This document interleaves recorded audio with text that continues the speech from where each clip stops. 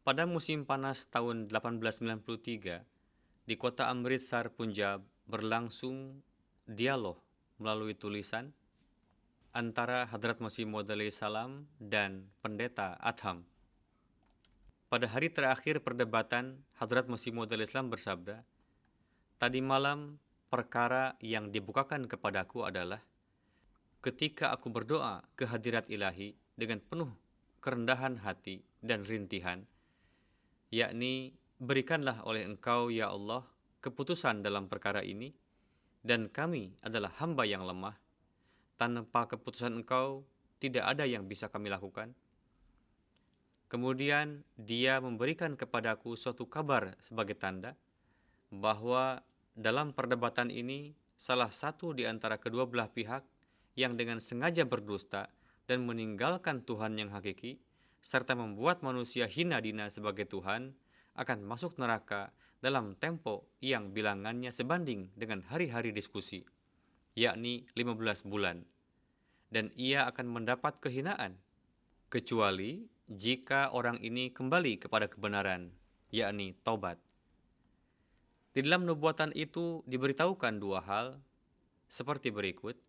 Pertama, pihak yang menjadikan Al-Masih Isa alaihissalam sebagai Tuhan, dalam hal ini Abdullah Adham, akan dilemparkan ke dalam neraka dalam tempo 15 bulan dikarenakan oleh kedegilan dan kefanatikannya serta kelancangan mulutnya sendiri.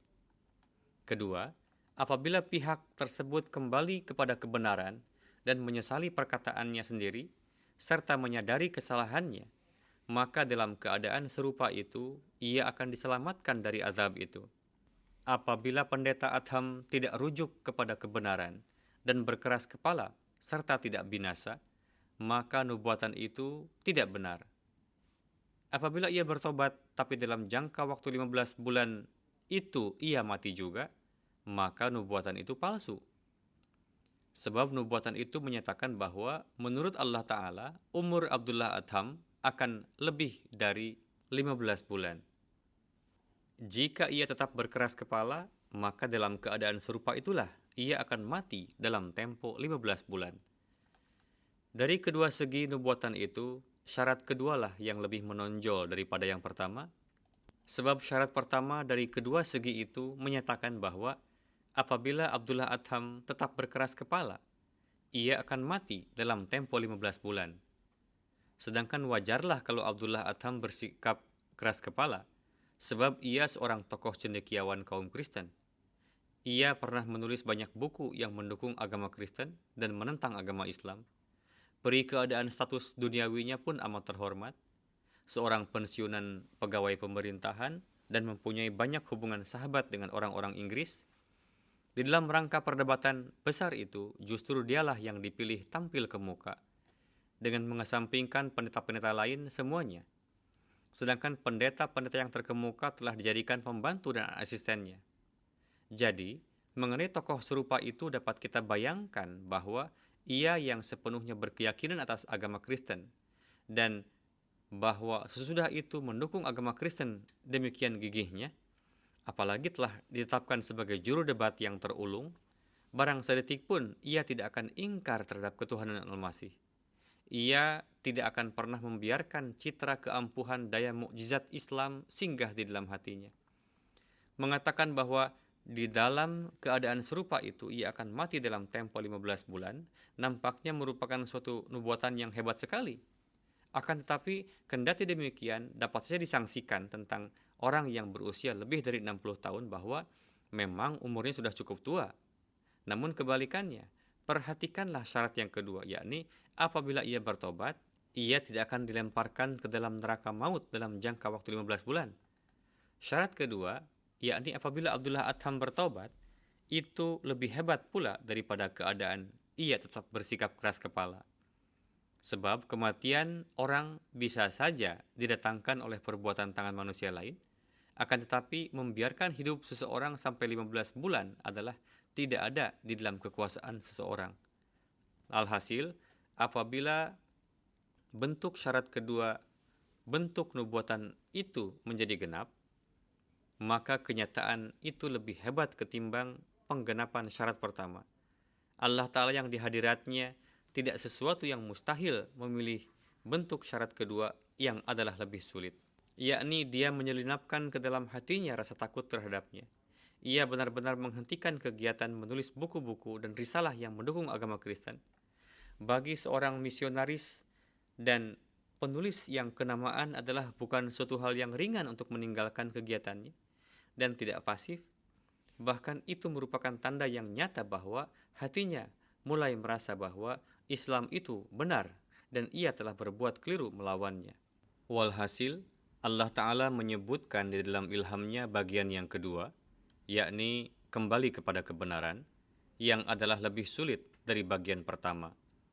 Maka ilham bagian kedua itu menjadi sempurna secara menakjubkan. Di dalam hati Abdullah Adham mulai timbul keraguan mengenai ketuhanan Isa dan terpatri dalam hatinya citra kebenaran Islam.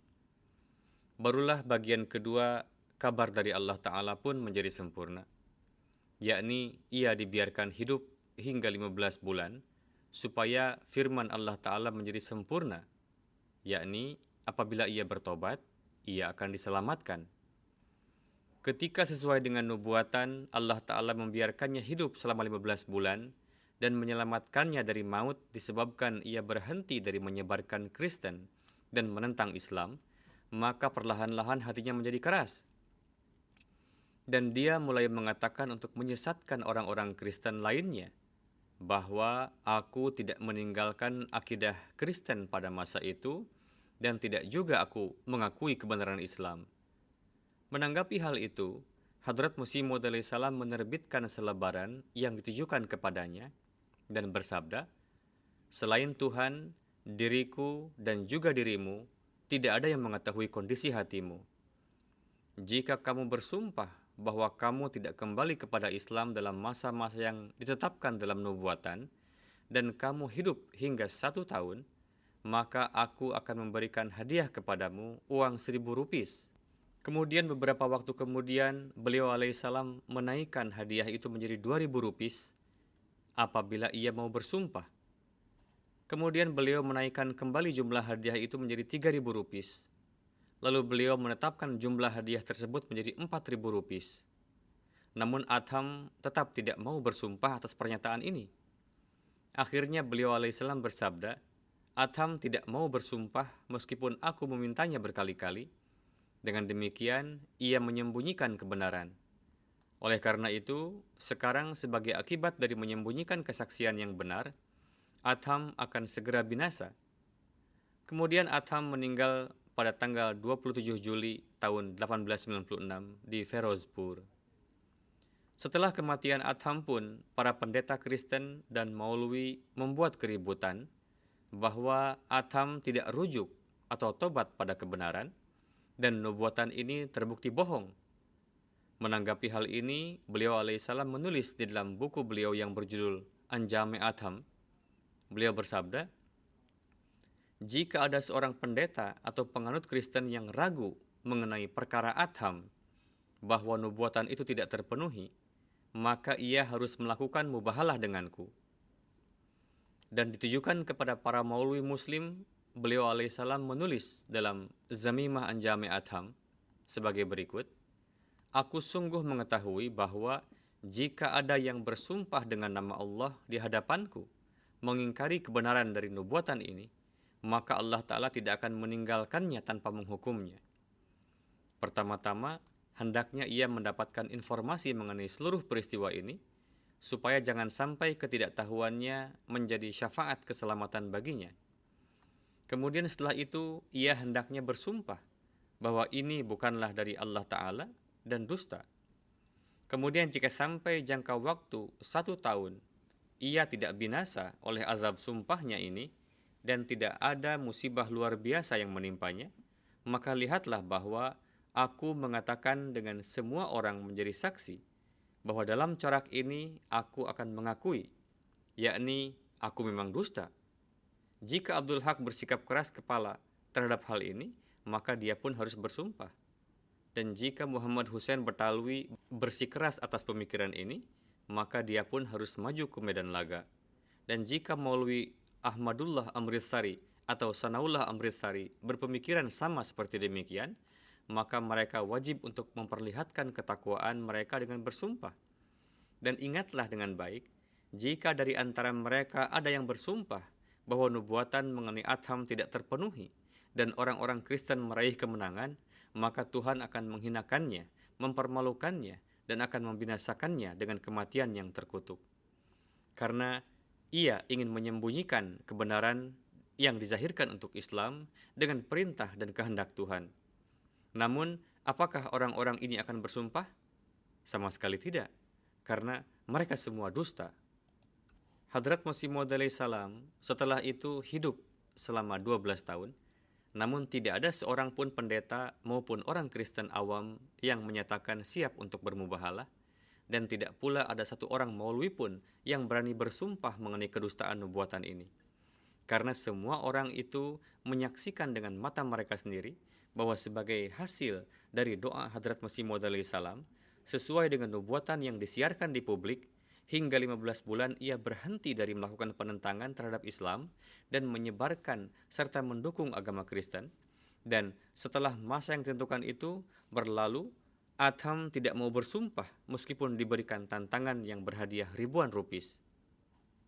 Wujud yang mengabulkan doa Hadrat Masih Maud salam dan memberikan kabar mengenai Abdullah Adham dan kemudian kabar itu sempurna dengan cara yang luar biasa, wujud itulah yang kita katakan sebagai Tuhan.